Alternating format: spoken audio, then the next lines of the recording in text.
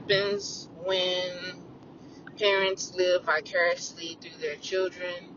One of the things that I see a lot that happens is they forget that their children have their own lives. And I get it, you trying to push them, into things that your parents may have never done for you, or you never had the opportunity, or if you have the opportunity to do things to better your children, yes, push them.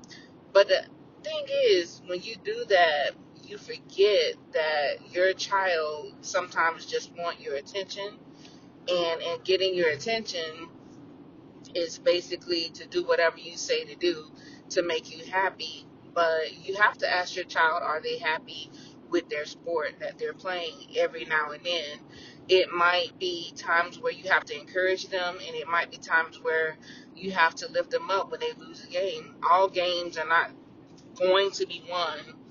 And when you have that moment, if you're living vicariously through them and you never had a letdown in life, how would you bring your child out of that letdown?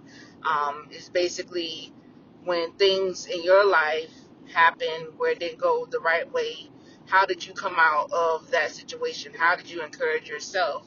And that's what you have to impart into your child.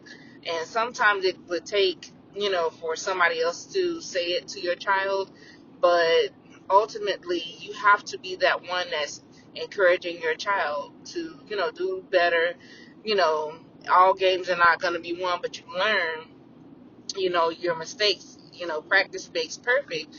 But it's just like, even when you practice, it might not always come to what you want it to be. It might not turn out the way that you want it to turn out, but it's okay, because you still have life, you still love your child, you're still there for them no matter what, and they need to hear that from you.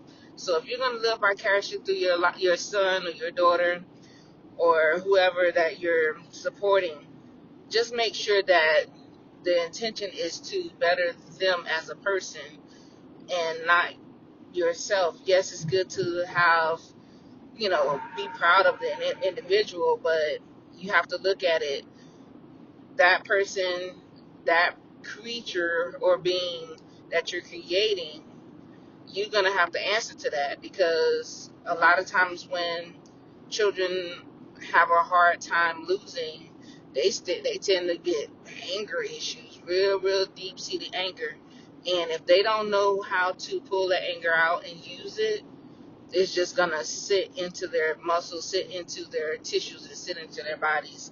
So if you're having issues with anger, guess what? They're gonna be having issues with anger, and how to process issues, or how to process challenges. So you have to be on board to deal with the challenges that comes along with playing the sport.